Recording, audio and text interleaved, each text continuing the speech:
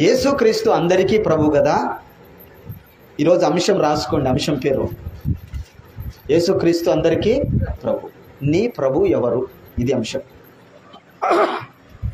అంశం వచ్చేసి నీ ప్రభు ఎవరు. ఎందుకు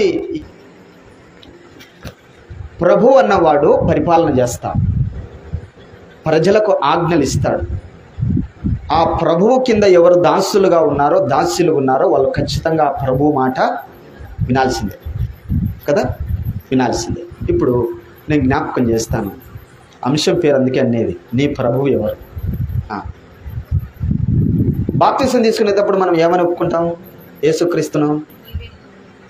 యేసుక్రీస్తును నా రక్షకుడు, రెండవ మాట నా ప్రభువు అని ఒప్పుకొని బాప్తిసం తీసుకుంటాం.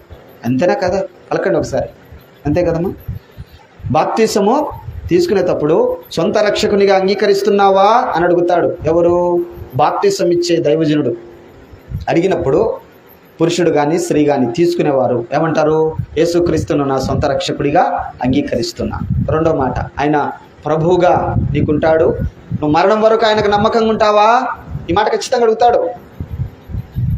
పెళ్లి చేసుకునేటప్పుడు పెళ్లి నాటి ప్రమాణాల్లో ఏ విధంగా అయితే వధువుకు వరుడికి ప్రశ్నలు ఉంటాయో, బాప్తిసం తీసుకునే సమయంలో కూడా తీసుకునే పురుషుడైనా స్త్రీ అయినా వాళ్ళు ఎవరైనా సరే వారిని అడిగే ప్రశ్న ఏంటంటే, మరణం వరకు ఆయనకు నమ్మకంగా ఉండి ఆయన ఆజ్ఞలు పాటిస్తావంటే అవును అని తల ఉక్కి ఏం చేస్తాం? మనము బాప్తిసానికి సమ్మతి తెలియజేస్తాం. ఆ తర్వాతనే బాప్తిసం ఇస్తాడు దైవజనుడు. ఏ సంఘమైనా ఏ సహవాసమైనా, ఇక్కడ సంఘంతో పని లేదు, అంటే డినామినేషన్ పేరుతో పని లేదు. ఏ సంఘమైనా ఏ సహవాసమైనా యేసుక్రీస్తును రక్షకునిగా ప్రభువుగా అంగీకరించి ఉండాలి. ఈ సమయంలో జ్ఞాపకం చేస్తున్నాను, యేసుక్రీస్తు మనకి ఏమై ఉండాలా? చెప్పండి గట్టిగా, ప్రభువై ఉండాలి. అన్ని జనులు యేసుక్రీస్తును ప్రభువు అని ఒప్పుకుంటారు, కానీ అందరిలో ఈయన ఒక్కడు ప్రభు అనుకుంటాను. మీకు అర్థమైందా? మరొకసారి చెప్తా. తాడిపత్రికి పోతూ ఉంటాం, రూరల్ పోలీస్ స్టేషన్ దాటినాక ఒక హాస్పిటల్ ఉంది, ఉందా? ఏ హాస్పిటల్ అది? ఇటు సైడ్ ఉంటుంది, పెద్ద బాలాజీ హాస్పిటల్ ఉందా? బాలాజీ అనే దానికి ముందు ఏముంటుంది? ఇంగ్లీష్లో ఉంటుంది ఒక పేరు, లార్డ్ అని ఉంటుంది, లార్డ్ బాలాజీ అని ఉంటుంది. ఎందుకు ఉంటుందంటే దాని అర్థం వాళ్ళు ఆ వ్యక్తిని ఎవరిగా అంగీకరిస్తున్నారు? ప్రభువుగా అంగీకరిస్తున్నారు. అర్థమైంది కదా? ఇప్పుడు ఎవరిని ప్రభువుగా అంగీకరిస్తున్నారు? ఆ వ్యక్తిని.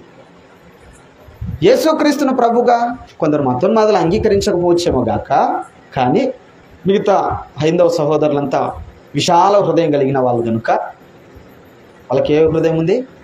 విశాల హృదయం కలిగింది కాబట్టి అందరిలో కూడా ఈయనను ఒకరిగా, ఒక ప్రభువుగా చేర్చుకుంటారు.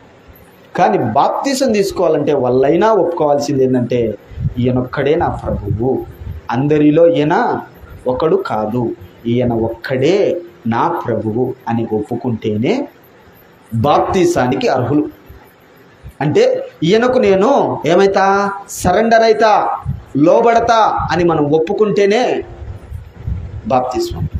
ఈ రాత్రి జ్ఞాపకం చేస్తున్నా, నీ ప్రభు ఎవరు అనే ప్రశ్న వేసుకున్నప్పుడు దీంట్లో దాదాపు చాలా విషయాలు ఉన్నాయి. షార్ట్కట్గా మనము మన హృదయాలు మన సిచ్యువేషన్ పరిశీలన చేసుకుంటూ మాట్లాడుకుంటూ వద్దాం. నీ ప్రభు ఎవరో నీకు అర్థమైపోతాయి. ఇప్పుడు మిమ్మల్ని నేను డైరెక్ట్గా అడుగుతాను, మీ ప్రభు ఎవరంటే ఏమంటాము? యేసయ్యే అంటాము. లేదు కాదని నేను అన్నాను అనుకో, ఏమంటారు? నువ్వు బాగా చెప్తావు అంటారు కదా. ఇప్పుడు వాక్యం లోతుల్లోకి పోదాం. నీ ప్రభు ఎవరనేది అర్థమవుతుందా లేదా? పలకండి, పలకాలి. ఇప్పుడు మన ప్రభు ఎవరనేది అర్థం కావాలంటే ఇప్పుడు ఎక్కడ వల్ల చెప్పండి గట్టిగా. దేవుని వాక్యపు లోతులు లేకపోతే ప్రభు ఎవరు అనేది అర్థమవుతుంది. తీతు పత్రికలో ఒక చోట ఒక మాట ఉంటుంది, వినండి, తీయద్దులేండి. ఏమని ఉంటుందంటే, వారు దేవుణ్ణి ఎరిగినామని చెప్పుకుంటారు కానీ తమ క్రియల ద్వారా ఎరగని వారుగా ఉంటారంట. ఎట్లుంటారు?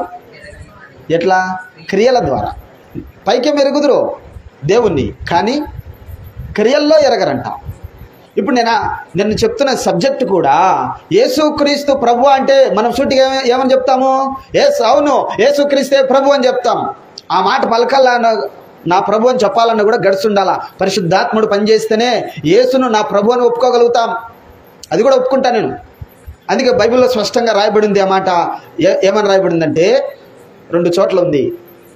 రోమాపత్రిక తీయండి. రోమాపత్రిక 10వ అధ్యాయము రోమాపత్రిక 10వ అధ్యాయము 9వ వాక్యం. అదేదనగా యేసు ప్రభువని నోటితో ఏమని ఒప్పుకోవాలంట? యేసు ప్రభువు అని ఒప్పుకోవాలా. తర్వాత తండ్రి అయిన దేవుడు యేసుక్రీస్తును మృతుల్లోండి లేపనని హృదయములో విశ్వాసము, అప్పుడు రక్షణ పొందేది.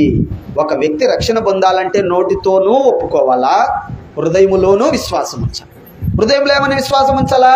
యేసయ్య చనిపోయి తిరిగి లేచాడు, తండ్రి అయిన దేవుడు లేపాడు అనేది విశ్వాసం. నోటితో ఒప్పుకోలేం రావాలంట. యేసుక్రీస్తు నా ప్రభు అయి ఉన్నాడని ఒప్పుకోవాలా. ఈ మాట పలకాలన్నా గడుసు ఉండాలని ఎందుకన్నానంటే 1 కొరింథీ 12వ అధ్యాయము 3వ వాక్యము చదవండి. 3వ వాక్యం.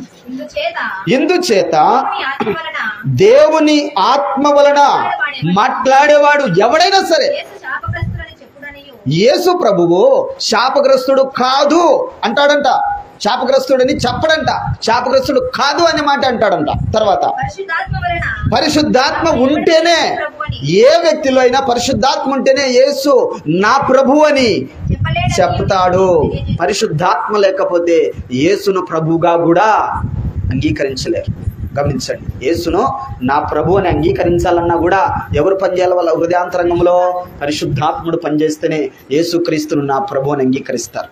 పరిశుద్ధాత్ముడు పనిచేయలేదనుకో ఏమని లేరు? యేసుక్రీస్తును ప్రభు అని లేరు. దావీదు అన్నాడు ఏమని? ప్రభువు నా ప్రభువుతో చెప్తున్నాడు, నీ శత్రువులను నా పాదాల కింద పీఠంగా చేసే వరకు నా కుడిపార్శ్వంలో కూర్చోని. ఆ ప్రభు ఈ ప్రభువుతో చెప్తున్నా. యా ప్రభు? తండ్రి అయిన దేవుడు కుమారుడైన యేసుక్రీస్తు అని ప్రభువుతో చెప్తున్నా. అంటే దావీదు కూడా యేసుక్రీస్తుని ఏమని ఒప్పుకున్నాడు? ఎటు చెప్పండి? ప్రభు అని ఒప్పుకున్నాడా? జకరియా భార్య, ఆమె పేరు ఎలిజబెత్ అమ్మ, ఆమె కూడా నింది నీ వందన వచ్చిన వినగానే మరియమ్మ నా గర్భంలో ఉన్న శిశువు ఆనందముతో గంతులు వేసిన అని చెప్పిన తర్వాత నా ప్రభు తల్లిని అంటాది. నా ప్రభువు తల్లి అంటాది. ఈమెలో ఏ ఆత్మ పనిచేసింది? పరిశుద్ధాత్మ పనిచేసింది. కాబట్టి మరియమ్మను ఏమని సంబోధిస్తుందంటే నా ప్రభువు తల్లి అంటుంది. పరిశుద్ధాత్మ ఉంటేనే యేసయ్యను నా ప్రభు అని ఒప్పుకోగలుగుతాం. అని అందుకే గడుసు ఉండాలండి. పరిశుద్ధాత్మ ఉంటేనే గడుసు వచ్చేది, లేకపోతే రాలేదు. నలుగురి మధ్యలో నువ్వు యేసయ్యను నమ్ముకున్నావంటే తచ్చాడతారు. ఎందుకు? ఆత్మ లేకపోతే. ఏ ఆత్మ? పరిశుద్ధాత్మ లేకపోతే తచ్చాడతాం. మీరు క్రైస్తవులు అంటే క్రైస్తవ మా అబ్బోళ్ళు క్రైస్తవులు అంటే నువ్వు కాదా? చాలాసార్లు చాలామంది చెప్పేది ఏం సిగ్గేముంది, మొహమాటం ఏముంది, నేను దేవుని బిడ్డను, యేసుప్రభువుని నమ్ముకున్న బిడ్డను, మా తాతలు కూడా నమ్ముకున్నారు అని చెప్పుకోవడానికి ఏం సిగ్గుంది? తప్పేం లేదు. దేవుని పిల్లలకు గమనిద్దాము. యేసును నువ్వేమని ఒప్పుకోవాలా? ప్రభువు, నా ప్రభు అని ఒప్పుకోగలిగితే వాళ్ళు ఒప్పుకుంటారు. అందరిలో ఒక ప్రభు, అట్లా కాదు. నా ప్రభుని ఒప్పుకోగలిగితే నీలో ఎవరు పనిచేస్తున్నారు? పరిశుద్ధాత్మ. ఈరోజు చాలామందికి యేసుక్రీస్తు ప్రభువుగా లేడు. వినండి మాట, ఎవరుగా లేడు? గట్టి చెప్పాలి నాకు. ప్రభువుగా లేడు.